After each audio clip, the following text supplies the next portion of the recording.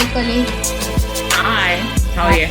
I'm good. I was wondering, like, do you ever do you lay your clothes out the day before, like maybe going to work or an occasion?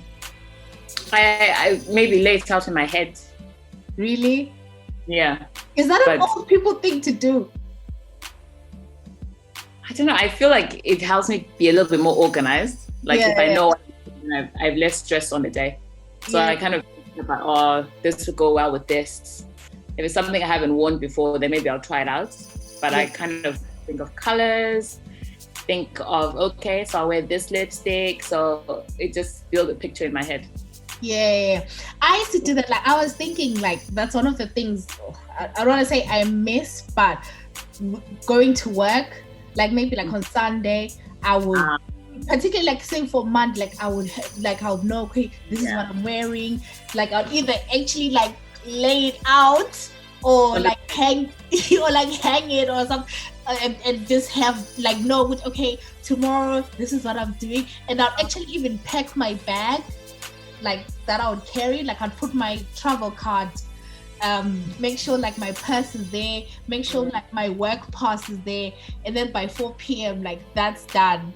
Then that must be so time consuming. I don't even do that. Like, but then it just makes the morning easy, easy, because I'm not thinking and everything is there.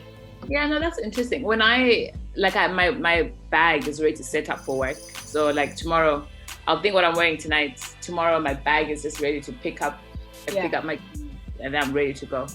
So yeah, it's interesting. People do things differently. I know. But then when I would like do like Monday, Tuesday, by the time it's like Thursday, we're just freestyling. I don't care. We don't even have a casual Friday or a dress down Friday. But sometimes I'm just thinking, fortunately I have, what is it? I have to be kind of formal on Friday. Otherwise, I'll really just rock up in my jeans and a shirt or something. But yeah. Oh God, the jean thing. Oh, it reminds me, Gani, who was I talking to about? This is gonna sound so like bad, but what do you think about about guys wearing ripped jeans, like the ones where their knees are showing? I don't know. It the depends. Was like, It will probably depend on 50-year-old wearing ripped jeans might not be attractive, but then again, there's fit 50-year-olds, so I don't know. I don't think it's an age, but somebody was like, and again, like I know it's not PC and everything. Someone was like, how can you respect Tinder when their knees are out? Oh really? I mean, yeah. But anyway, guys, if you are listening to us for the first time, welcome to Girlies Guys podcast with me, Natasha. And Colleen. And I sometimes go by Nat. I sometimes go by Michelle. Yes, Michelle. So our previous episode, which we called, what was it? School days, WAP. So if you guys reflective celibacy and church WAP. Yes. With Vanessa. Thanks again, V. So thank you so much, Vanessa, for joining us. Like we walked down memory lane talking about school, church, like different things. So if you guys have not checked out that episode, please make sure that you do. It's everywhere. Wherever you're listening to the pod now, like just go back to the other episode. Even if you I think a lot of people who grew up in Skies in Bulawayo kind of really liked it because we're talking about places, where we went that were familiar. So yeah. And there's quite a lot of like comments. We talked a lot about, so we started off reminiscing about, did you like Eskimo hard ice cream or did you like creamy and ice cream? And there was a lot of like slander against Eskimo hard guys. Like Did you see that? Yeah, people were like, it tasted like cremora and water. I was like, did I have it? Maybe at a time where I was like, sometimes it's just that nostalgia when you're having something because you don't have it all the time. So when you used to go to Eskimo Hut, it was like, a treat. And I used to love it so much. So when I see all these comments now, I'm like, did I maybe just love it because it was just, it was ice cream and, all those who had other options when it came to ice cream, like, I don't know, maybe they had ice cream at home. We also had ice cream at home. But I will say the creamy in supporters were like very strong, like of their, like I think it was led by the 6-foot weight guys, is Senna and Tavo. I think they were really they really pushed that agenda for the creamy in ice cream. But I remember the Pink Panther or the Green Mamba, as it's so called. It was just divine. It was so nice. But yeah. And then, were there any comments that stood out? So the other thing that we talked about, so I was just kind of thinking the whole episode. We also talked about celibacy and church.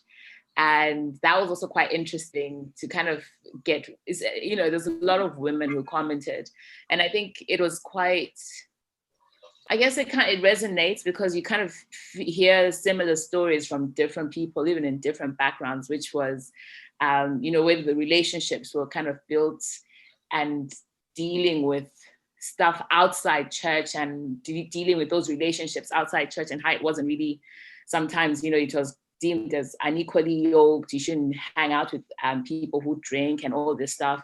So it was really quite interesting. So, and then we talked as well about the whole celibacy because of church, and how we all agreed with, for us, it was like our bodies were kind of intertwined with emotions. And when Kosi kind of came in and said the same thing, she was like, separating emotions from the body is a challenge. So we talked a little bit about relationships, and she also went on to say, she was like, I think what you had said, Nat, about normalize men paying security deposits at the beginning of a potential relationship. I think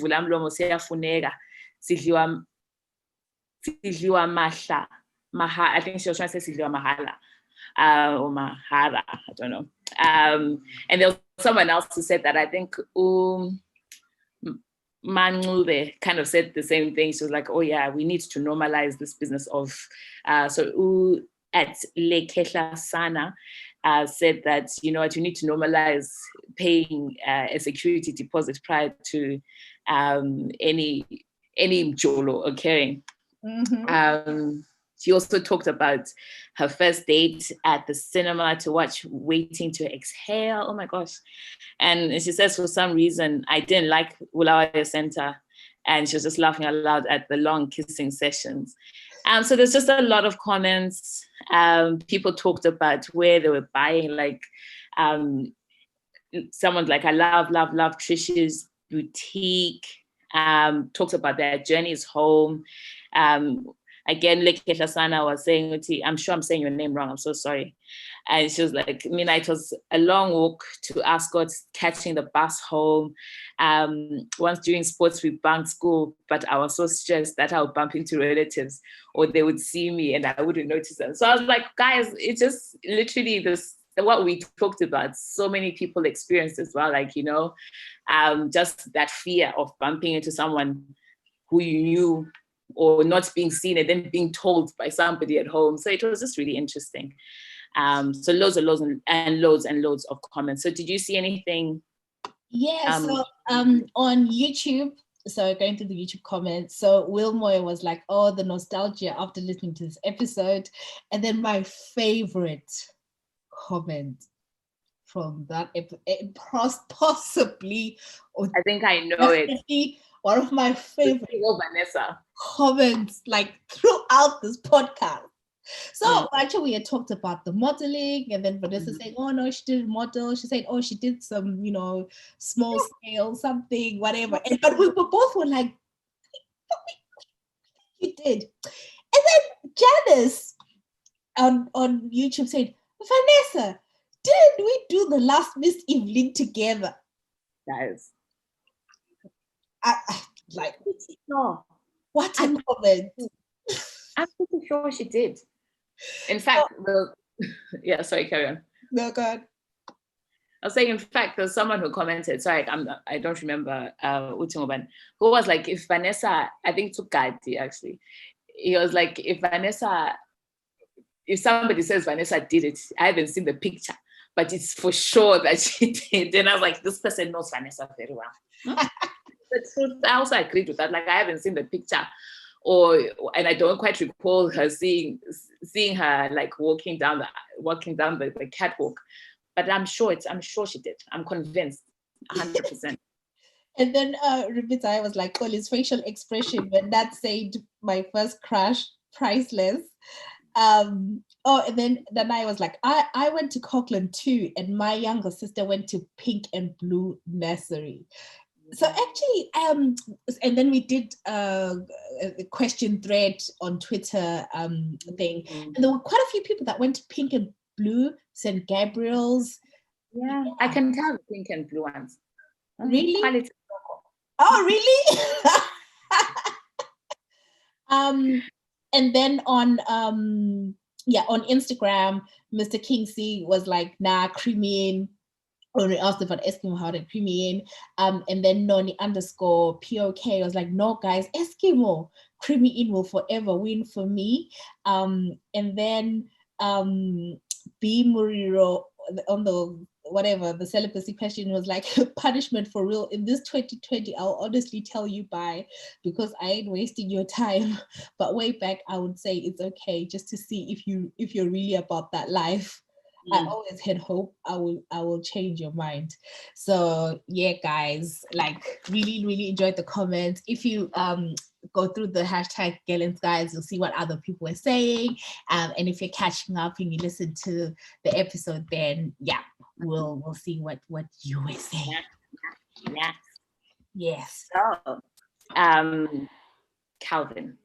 Yes. Yeah. Before we go on, yeah. So some of you may know there is a young man by the name of Calvin Nhliziyo, who was it's sad to say in the past tense. He was a rapper going by the name Calvin, that Luveve boy. For me, he definitely was one of the first people that I was introduced to, that I was doing sort of like, new Bulawayo music, hip hop music. And I have to thank my brother Vusamka for that, because he's the one who introduced Calvin to me, and then that opened up like me discovering other people, and then me discovering Mrs. K. As everyone knows, I am like Mrs. K's #1 fan. But yeah, so unfortunately Umgcini was in, an accident, but actually I think there's investigations that are going on because he was run over, and what a short life. He was only 35 years. So much more to give to the industry. And I just wanted to just play like a snippet of a song of his. I hope it'll work. So this is a song called Lamlela by Calvin.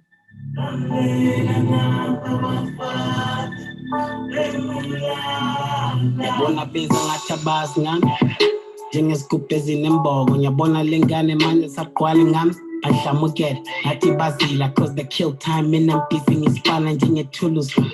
Bambonile bonk again, jing and dwana yanket. Mamachi bonke be pregnant your faith gaming jing or peak. Seven bizu maji, no bamanjin ban lapa mopa ngale pum. Dwana tella bans on the moba. Hati koko bambulela nanget, but that's again nanget. Halito silogish, much basol. Pasamogo stop. Moba afu was one I tell a lapa on top. I mean, koko. Bambulela nanget, pasangen nanget. Minangato silogish, much basol. Yeah, so that is Lamlela by Calvin. Yeah, and I guess rest in peace. Condolences to his family. What's that? Yeah, 2020 is such a shit year. It really has. Yeah, rest in peace, Calvin. And I think it's also just worthwhile commenting that there's a particular agenda I've seen on Twitter or like on social media, where like a particular group have kind of gone in and are saying that, you know, Calvin was, he always spoke against tribalism, against, against Gukrawundi and stuff. And literally yesterday, when there was the procession, there was everything that was happening to kind of give him the funeral, the service that he needed. They were kind of highlighting this. And I feel like, you know, that is, it's so tough to kind of be deep, to lose somebody. But at the same time, also just don't know if this is what he would have wanted to be remembered for. I'm not too sure. I always feel like, you know, when somebody's passed away, there's so much emotion, there's so much anger, there's so much grief, I suppose, that we sometimes get lost in, you lose I don't know what you lose, like, but you lose something when you start focusing on other things. Yeah, well. No, I agree with you. I don't even want to give that airtime like a lot, to be honest with you.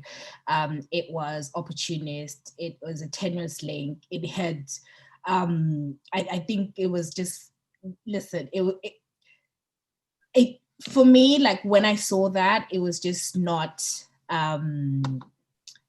it was just an opportunistic thing to do, but I'm glad that a lot of people are just like, okay, you know what, this is a side story, we're not even going to focus on it, because this really isn't the time, and I have no qualm sort of saying that I totally just disagree with that. But yeah, rest in peace, Calvin. And I think a conversation to have another day is, you know, because some people were like, I saw comments like, oh, I know, I wasn't aware of this young man.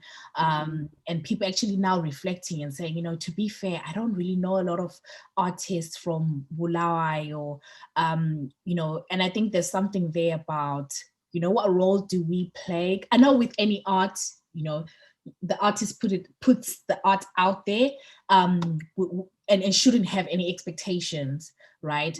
But it's definitely something, but it's because maybe Mina, I like I said, like over some kind, whatever. So I'm kind of aware of that, and I just naturally have an interest, like, you know, working with creatives and whatever. So, but it really kind of, I felt challenged to be like, oh, you know, what else can we do? I mean, I know we try and like play music and, you know, highlight it, but it's just like, okay, what else can be done to support these people that are so talented, but are just living in an environment that just, they have no chance, you know? Because somebody like a Calvin should be, you know, the same way there's Casper, aka in South Africa, you know, that is the same level of talent that these people have. You look at this guy Ubegezela, who's now in SA, he's doing so well. He's a Bulawayo boy. You look at people like Umbo Mahox, the actors, like, so it just shows that the environment is definitely stifling. It's not a good one, and it's, yeah. And interested, like, if you guys are listening, like, let us know what you think can be done. Maybe are you an artist, like, what more can be done to support? But obviously knowing that, you know, not everyone has to sign up, not everyone will care or agree, but I personally am willing to kind of listen and be like, okay, is there more that I can do? Yeah. So I think that's that. And then, so, I'm laughing because it's one of those topics that, like, I know, like, when I talk, people go, oh. But this is, like, I'm so excited. Like, I live for times like this, right?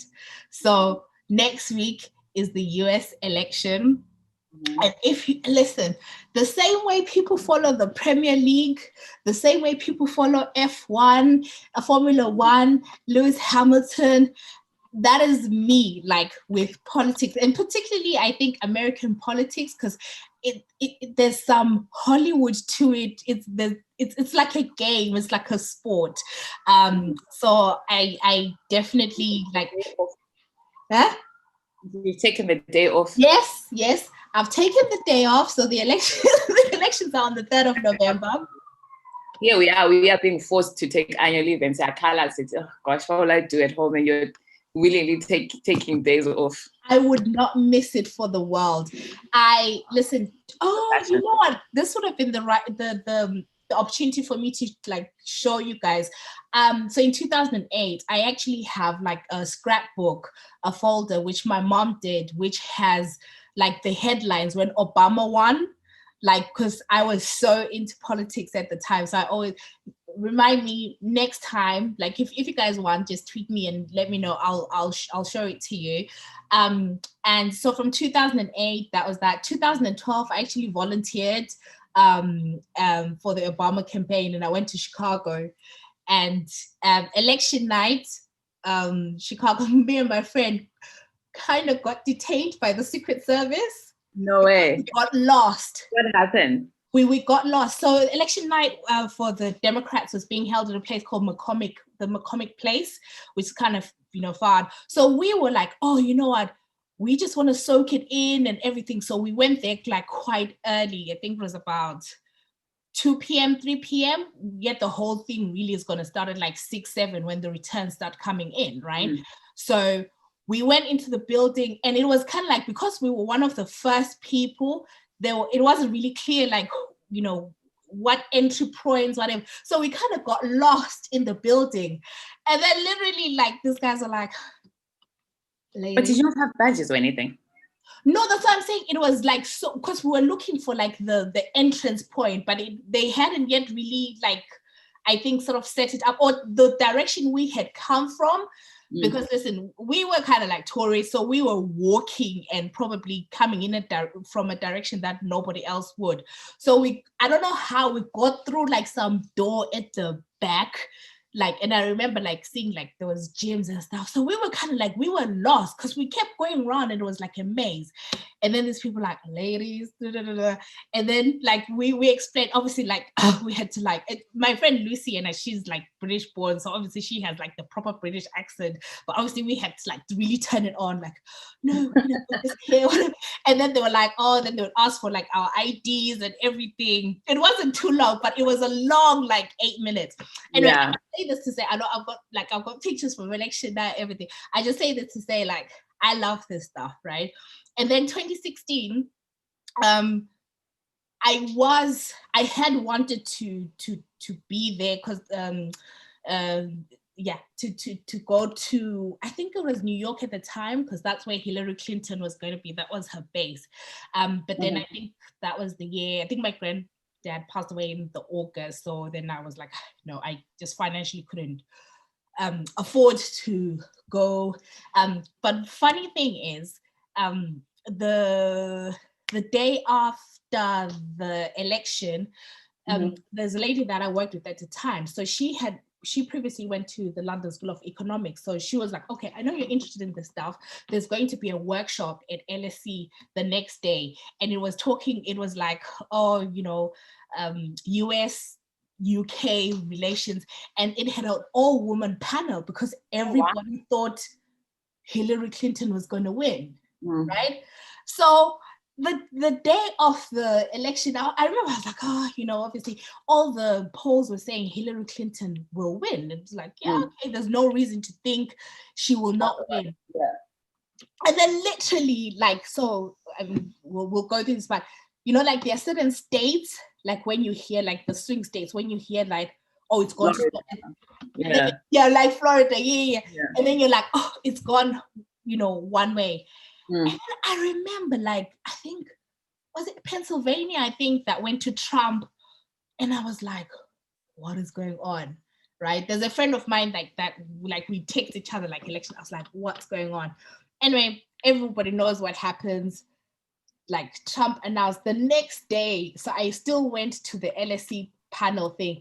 It was like a funeral because gutted. Yeah, because the panelists were all like, although something else. And then although like they it was like we expect the first woman president. They were ready for it. This is gonna be and it was just sad. Before I kind of get into my little, because I just wanted to kind of talk and maybe just share my little thoughts and some of my predictions. Some of you may be listening to this after the election, so but still indulge me. But I just wanted to ask, just from you, because obviously I know like your interest level is different, but like what are your thoughts? Like, do you care about how the election would go? I care enough that I hope Trump is out. I think as a world we deserve that. But that's in as much as I care, to be honest. Yeah. No, and I think you make a good point, because am I correct in saying like you're touching on like just the lowering of the tone, the lowering of the global tone because of Trump, in a way? Like there's no more civility. Like it's, I mean, to be honest, there isn't any more civility. I think there is a little bit more rashness around. Is that necessarily a bad thing? I think it also helps to kind of drive a lot of causes forward, because we have somebody like him in Trump. You can use it as an example that wherever you go, that these are the injustices people experience. For example, see what's happening in America, and somebody can outrightly speak on things at such a level. But that's as far as I will go. Yeah. No, I hear you. Okay, so like I said, I just want to kind of just give a rundown of just some of my thoughts, and really interested, like if you guys are listening, just what you think. And I think it'll be interesting to listen after the election to see if I maybe got some things right. So I think I mentioned before that in 2016, the big thing was that the polls were wrong, right? And for years, like, polling agents, like poll companies, people were trusting the polls that, okay, they would get it right. It's to the point where literally I feel like, particularly with American elections, it's like as soon as the voting closes, like CNN within 2 minutes are like, oh, we're calling this for this state. And in a way, I feel like it kind of like, if I were voting, it feels like it would be like, and the worst thing is sometimes they do that. So in California, for example, the West Coast, they're behind. So in a state where like New York, which is 3 hours ahead, by the time they close, there are people in California that are still waiting in line to vote. So I think it can be kind of like demotivating if you're like, you're in line and then CNN is saying, this is what we're calling. but there's that. But so 2016, the polling industry just got it horribly wrong. Like for months and months, Hillary Clinton was ahead. But as we know, she didn't win. Florida, Pennsylvania, like those swing states went to Trump in a way that people hadn't really been prepared for. So if you are watching the election, these are like the 4 key states to watch out for. If Trump gets Pennsylvania, Florida, Arizona, Wisconsin, he's going to win. Oh, really? He's going, if he gets those, because those are like swing states, and they're very important. And actually, Obama, the first place that Obama actually campaigned for Biden most recently was Pennsylvania. And that was quite telling, because they're like, okay, this is clearly like a battleground state. It's a bit worrying as well, because Biden is from Delaware, which is quite close to Pennsylvania. Okay. It's I don't know, in a way, I kind of thought, like Biden would have that in the bag. But I think it's just something like it's interesting to watch out for. Another thing is there was a political article that I was reading, which was talking about what they're calling the shy Trump voters, because that's what they said happened last time, where Hillary Clinton was always like 10 points ahead. But actually, there were some people that were shy to say, okay, we're going to vote for Trump. Right, because his language was just, remember, he was like Mexicans, rapists, this, that, like, but he still won. So what I was saying now is that the polls, I think the last thing, there's an article in New York Times that I saw, which was saying that Biden particularly was ahead of Trump in those 4 states that I mentioned. But there's a political article where there's some analysts who are saying, you know what, there's a danger that 2020 people may be underestimating Trump in the same way that they did in 2016. And there are a number of things that my personal observations that I'm keen on seeing election night. I don't know who's gonna win. I would like to think, and this is the year that just for me, I probably haven't been like knee deep in the analysis like throughout the months. And I've just been going by like feeling, like what I'm hearing, like on social media, what I'm just seeing from people that I follow, that I respect, whose, views that, I respect, and I know that they're coming from different places. I do think Biden has a chance to win. I think he'll win, but what I'm interested in seeing is the breakdown of the votes after, because the political article, and there's another like New York Times podcast episode that I was listening to, which highlighted particularly the Hispanic male vote, that more of them, particularly in Florida, are more open to voting for Trump.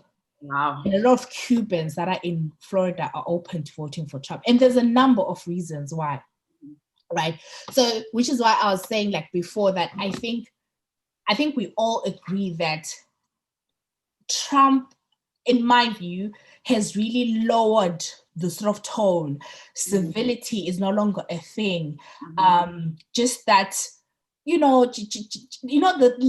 principles that you teach kids, like don't be a bully, don't do this, be kind, that's all gone out of the window, right?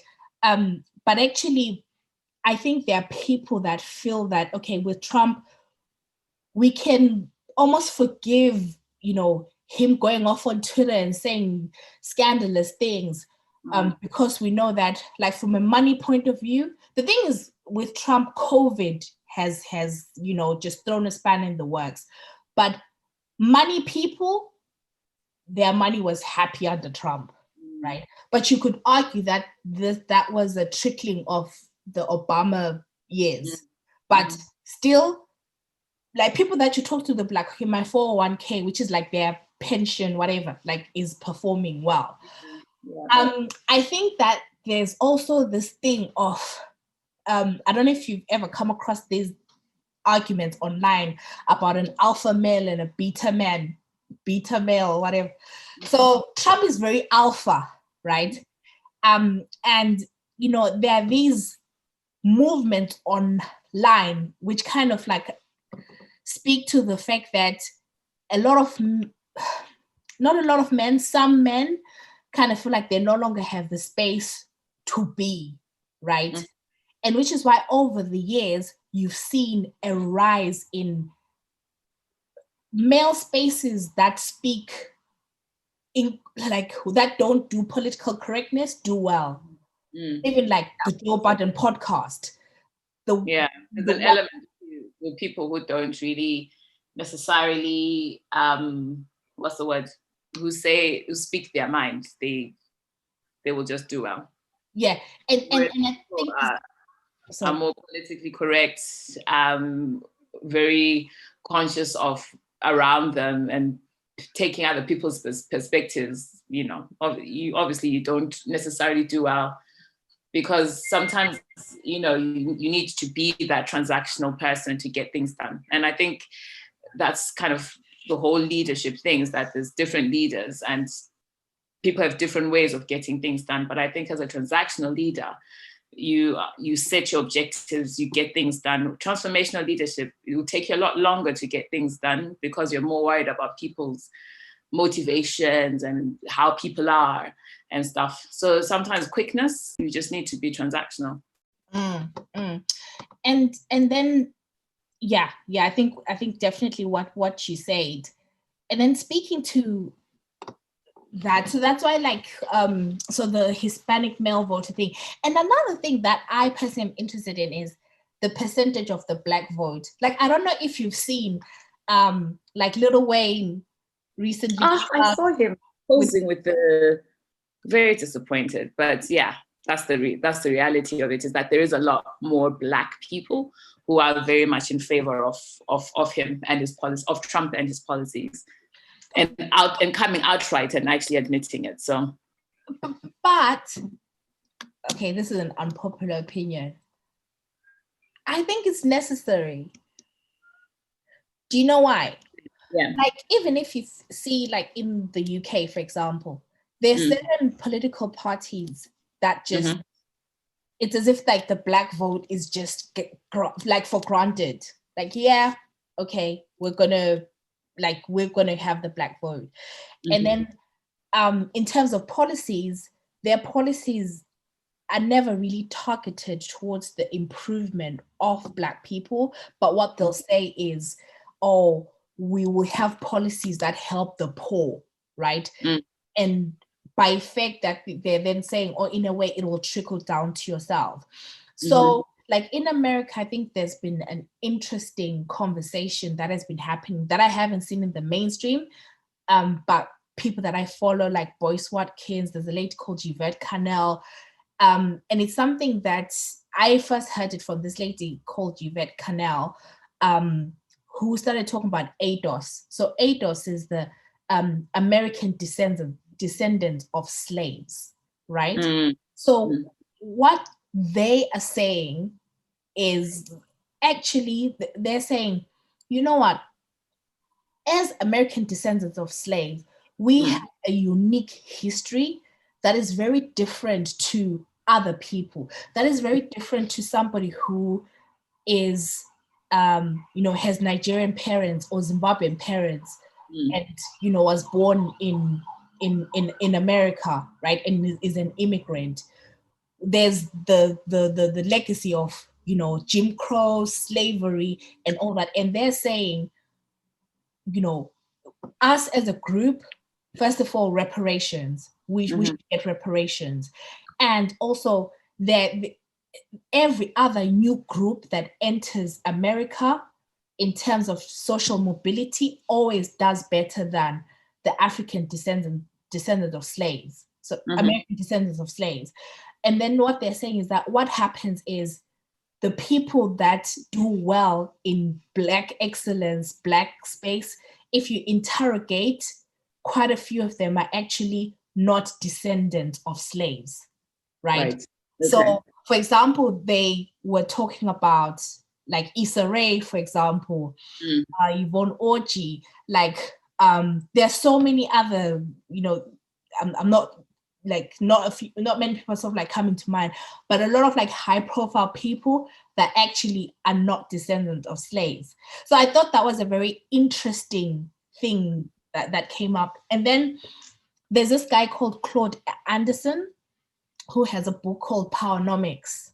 And Powernomics has like, this is the plan for like Black people, this is what needs to be done, reparations, and it's actually quite good. So a lot of people who are, into like 48 laws of power and all that stuff, or into Black economic empowerment, will talk about Claude Anderson. So like Charlemagne the God and all that, like they'll always have him on. So here is how this Trump thing ties in. Quite a lot of people like follow Claude Anderson religiously, and what he says in the Powernomics book, right? And this is where the Trump link comes in.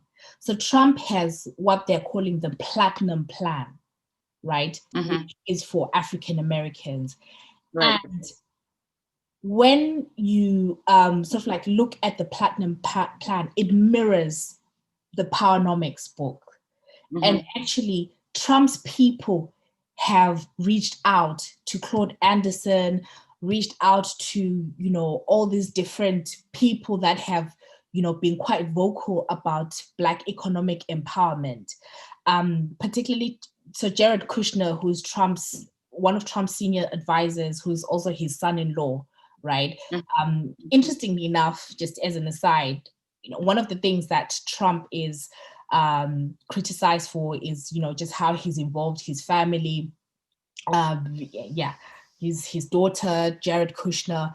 And it actually, like, Jared Kushner has been quite critical and pivotal in like a lot of like key things, even like with foreign policy as well. So anyway, so this is where we are. And then we had the Ice Cube thing, right? So Ice Cube started this thing, the one that he called the contract with Black America. He put that out. According to him, he reached out to both the Democrats and the Trump's people, and the Democrats were like, okay, we'll speak to you after the election. All right. Right. But Trump's people were like, yeah, let's meet. Like, and let's go through line by line. So in a way, it's kind of like, but people were like, oh, you know, like he got a lot of flack for, because he came out and was like, Trump's people were the ones who met with me. But on the other hand, I guess the Democrats will say, well, we're not in power. But it speaks to, I think, how some of these left policies take the Black. So that's why I'm kind of like, you need that, because they need to start putting those people's issues front and center. So I'm personally interested in seeing the percentage of the Black vote that Trump receives. So in 2016, he received 8%, which I believe was the largest percent in recent years of any Republican candidate, right? I think that he's going to get a few more points. I think he's going to get like 12%. Would you vote for him if you're in America? No, I wouldn't. Okay. I wouldn't, because I just think this guy started off his whole thing was, remember, he was a birther. He was one of those people like Obama was not born in America. I fundamentally just disagree with that. So I wouldn't, right? Okay. But I'm just saying, looking at it, oh hell, I would not. But looking at it like just from another view, because I think it's important, because sometimes when, you know, we talk about these issues, it's just like, oh, you know, Republicans, conservatives are just bad, and nobody explains why, or kind of address some of the things that they are doing. Exactly. The positive things. Yeah. Which sometimes it may be lip service. It doesn't necessarily mean that it's right. And then I guess, but sometimes the facts speak for themselves, don't they? You know, the figures will show for themselves. Unemployment, you know, the figures will show for themselves, like that. They have, I don't know, I think I saw something that they're getting lower.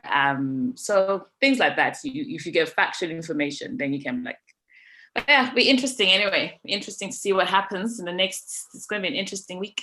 Yeah. But I also think, like, just one more thing, like, I do think, like, in a sad way, that the killing of George Floyd may eventually contribute, if Trump edges a win. I think it may contribute, and here's the reason why, because I think the reactions that followed worldwide were just so momentous. Like, there was just such a tectonic shift everywhere, like against the status quo, and it shook it to its core in a way that I don't think I've ever seen, you know, and the type of conversations that were happening. And I think this, unfortunately, may have silently galvanized some of the hidden supporters who don't want the status quo to be shifted. So I think there's the racial stuff, and there's still people that are still shaken by the fact that Obama was even in the White House. Like, of course, yeah. So there's that, and then there's all the social issues, right?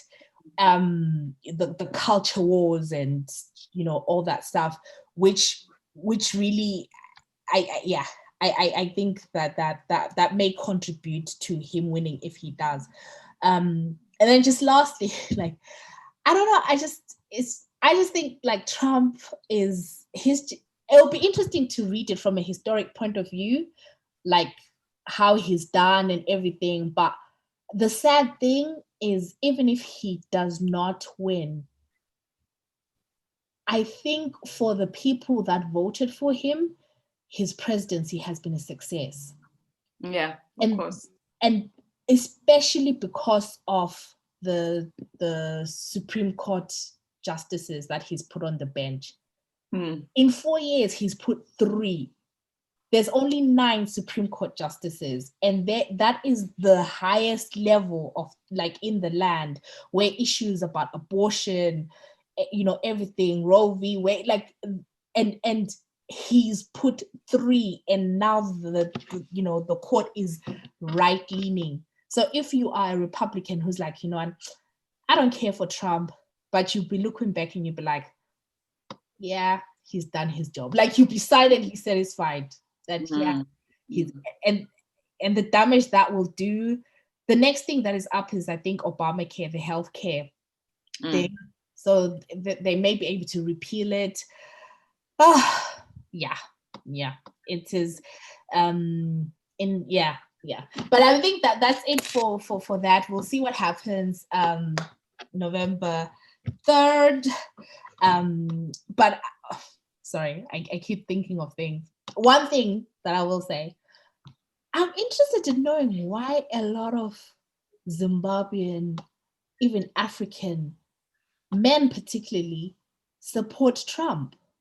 Like, I've seen it on my timeline. I've heard it in conversations. People that I know, that I'm close to, they're like, yeah, we like Trump. And again, I think it speaks to that whole alpha male thing. Like, he is the quintessential, like, he is like the alpha male, like, and it'll be interesting to look at that. But yeah, anyway, that's it. Thank you guys for indulging me. But that's my I will be on Twitter. She's like yeah. I will call Twitter. What did that girl say on Twitter? What did she say? Something along the lines of, silala. We end with your tweets. We wake up in the morning with your tweets. So it's like you're tweeting. No, but I think the good thing, I laugh so much when someone came out with a calculator and they were like, you've joined just 2 months ago and you're averaging more than 20 plus tweets yourself. It was hilarious. Yeah, I've never understood this phenomenon of people following people they don't like. I like on social media. I just think you should either unfollow people, block them, even mute them. Yeah, like I've never understood that concept of like punishing yourself. And yeah, it makes no sense to me. Well, just don't go on it. Just limit yourself when you go when you go on social media. It's your time. You do what you want to do. Like, honestly, it's sad. I've always taken that stance. Like, I do what I want on my social media pages. Nobody can tell me anything. Like No, we look forward to it, and I think it's really helpful. Like, when you are tweeting, because it just kind of gives like a bit of a breakdown, especially for if you're not able to kind of take the day off. So when you just give that breakdown, it also means that if I log in at whatever time, I can just see what's happening. Yeah. Bite-sized information. It's handy. Yeah, and I think in a way it just it does impact the global West. Who's president, and then at another time we'll talk about like how it influences African. I don't know what Trump's administration, what the relationship or the impact has been like with African countries. I know like Bush, for example, that was one of like in terms of foreign policy, like they did a lot. Malaria, like with HIV, like that's one of like Bush's accomplishments, like his African policy. Obama's was non-existent, I think. Really, I think and again, it's just I think Obama was very careful. Yeah, makes sense. Well, it makes sense, but it's infuriating when you like look back, because like for me, I'm like, one of the things that I'm disappointed in is that he should have appointed a Black Supreme Court justice to be on the bench, but he was just too whatever, because those are life things. So I think it's one of those things, isn't it, when you are then in a position of power where you do need to, everything that you do is going to be criticized, isn't it, or looked at very closely. So you are appointing a Black person. Are you doing this because they have got the qualifications, or is it because you're just trying to empower that that race? So it's an interesting thing, I guess, when it comes to things like race and politics. I always find it interesting, and not even just politics. I think just in leadership per se. I saw something today. I've forgotten this guy's name. So he's he's found like 10,000 places, like apprenticeships for Black people. So purely, I don't think it's even BAME. I think it's just for Black. So if you're Black, you can apply on this website.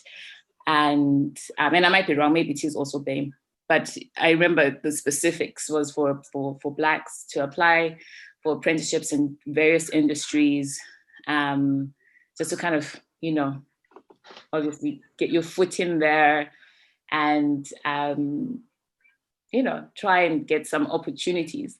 And I was just thinking, this is amazing. And again, it's from all the things that have come up in the past, where you have got somebody who is of color in these positions to kind of be like, okay, you know what, for the Supreme Justice, I'm going to look and see how I can actually make this position available for somebody of color or BAME or whatever it is. So he's obviously come in and he's seen that this is an opportunity. We need to have more Black people in certain positions, because I think he gave law, for example. He was like, there's less than 8% of people who have I've forgotten, like the higher people in law, less than 8% are Black. Wow. So like, this is a wonderful opportunity, great, but really at the end of the day, these people that you are open these positions up for still don't get paid during like apprenticeships. They're dedicating their time, they're dedicating, yes, they are learning, but then what you then end up having is somebody who has learned so much, but is not being paid for the work that they're putting in. And you always find that again, that Black people just get there, they work really hard in the hopes that it will open some form of an avenue. And yes, for some people, it does open an avenue, but for most, it's just after you've done that, it's like, oh yeah, I did an apprenticeship at such and such law firm, and that's it ends there. So I think it just kind of ties in with what we talked about with the whole diversity and inclusion. Sometimes is it just a tick box exercise?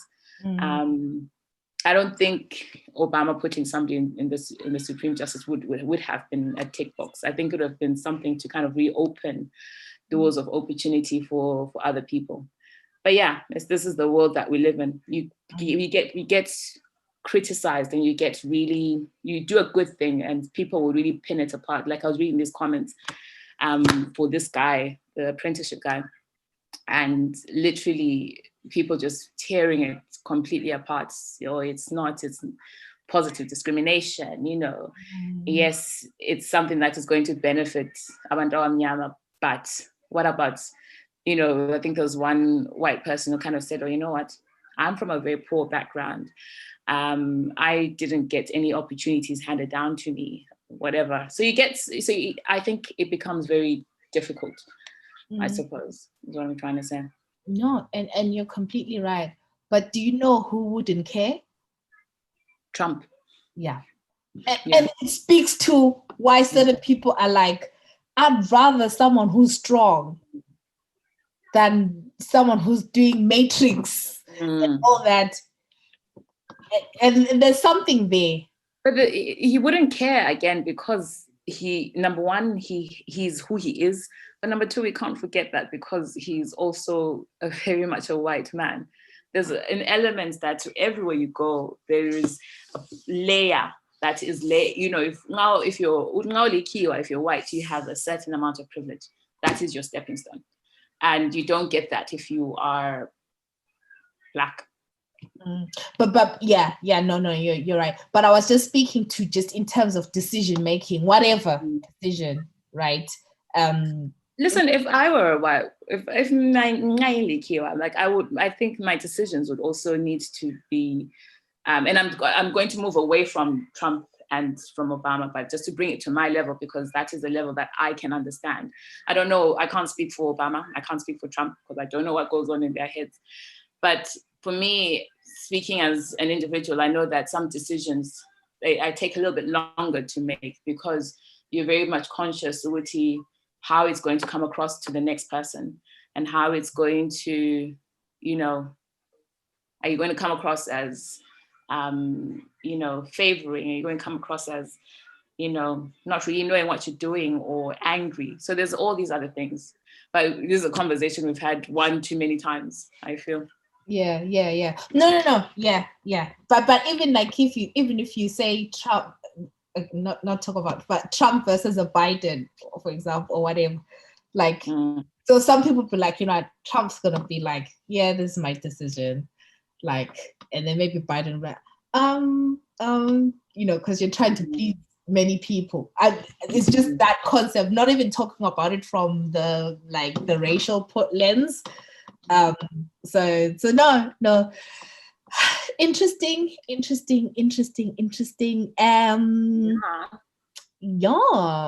So was there anything else? So I think we talked about the whole lit in skies a couple of weeks ago now, and I apologize to to everybody. I have been the desire is there, and I will get onto it. I know there's been so much. There's a few people also inboxed me saying that, I've written a book, and I really, like, do you want to read it? And so I think what I will do with that is, maybe instead of reading all the books, because I also have a pile of books, I will, instead of waiting for me to finish reading a book, we'll just maybe have a few people on, and then they can tell us, this is why you should read my book. This is what my book's about. This is where you can get my book. So if you are that person, if you've written a book, it doesn't need to be a book, short stories, poetry, whatever it is. I love poetry, so I'm really quite keen to hear from people who have done some poems and stuff. Really interesting. So get in touch, and then we can see about launching sometime soon with just, I think, with the people who have written in so far, and the people that I have reached out to. I think we've got some solid ground to kind of get started. Mm-hmm. Yes. Yeah. Looking forward to it. And since how about Love in Sky? So the live yesterday was live. It was lit. I think the less said about that. No, thank you so much. You look very fresh today, I have to say. Yes. No. Yes, guys. Thank you so much to those of you that joined. So if you don't know, so Love in Skies is just, some fun that we have every month on Instagram Live, where We chat, we talk, and just a space to, share a little bit about yourself in the hopes of, possibly making new friends, or maybe even more, maybe finding love. And yeah, it's just easy. Make sure that you're following us on Instagram, Girl in Skies. So similar with Xolie's Lit in Skies, same thing. Yeah. Just make sure that you're following us on Instagram, Girl in Skies. And then for Love in Skies is, please share with your friends. Definitely want to have more people come on, more single guys. Yes, definitely. Please, please, please. And yeah, literally you just come on, just share as much, little, whatever you're comfortable with, and also talk about, what you are looking for, whether, again, like I say, is it a friend, if it's a partner, like, what are the things, what are your deal breakers, like, what's your ideal, because you don't know, that person may actually be watching, listening. And I do believe that if you are if you are aware of us in some way, or you listen to us, or whatever, in a way, we're already curating the people for you that are coming, on. That you may have like some shared interests, whether it could be shared culture, shared language, which may be really, really difficult to find, out there in the wild, wild west. And then after that, you guys will, DM each other, follow each other. It has nothing to do with us. So nobody can be accused of intercepting. So yeah, so that is Love in Skies. Exactly. So that's Love in Skies. So yeah, and then we had some fun. Yes, well, a few, like whenever you guys listen to this, but is yesterday from the day that we were recording, and we're going to have the next one in end of November. But we'll, like, please make sure you're following on the socials, then you'll be the first to know. Yeah. Yes. Awesome. I think that is it. So Xolie, have a good week. And you have a good one. Look forward to hearing what's happening with on Tuesday. Yes. Oh, and I forgot to add that with the Love in Skies, we have a Vusumuza section. Yeah. Won't go into detail, but yeah. It's fun. All right. Bye, guys. Have a good week. Bye, guys.